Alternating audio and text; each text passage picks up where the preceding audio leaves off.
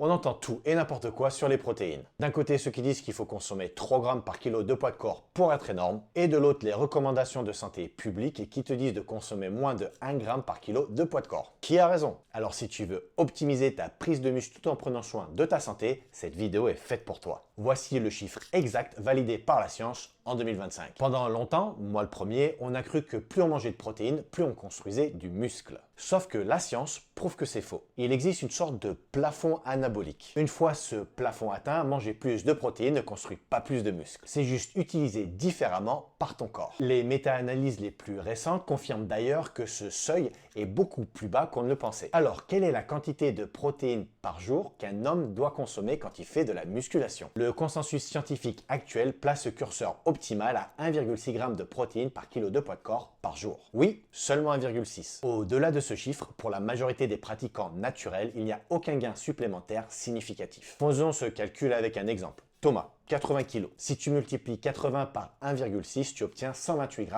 de protéines. C'est atteignable sans gaver toute la journée. Attention, il y a une exception que les études de 2024 et 2025 soulignent. Si tu es en sèche, tes besoins augmentent. Pourquoi? Parce que ton corps risque de manger ton muscle pour trouver de l'énergie. Dans ce cas précis, et seulement ce cas, tu peux augmenter tes apports entre 1,8 g et 2,2 g de protéines par kilo de poids de corps par jour pour protéger ta masse musculaire. Mais en prise de masse ou en maintien, reste à 1,6 g. Les glucides font le reste du travail. En résumé, la quantité de protéines à consommer par jour chez un homme qui fait de la musculation en prise de masse ou en maintien se situe autour des 1,6 g de protéines par kilo de poids de corps. En sèche, tu peux monter jusqu'à 2 g par kilo de poids de corps. Au-delà, c'est inutile, voire mauvais pour ta santé cardiovasculaire. Calcule ton total maintenant et dis-moi en commentaire tu étais au-dessus ou en dessous. Et abonne-toi à la chaîne pour progresser intelligemment.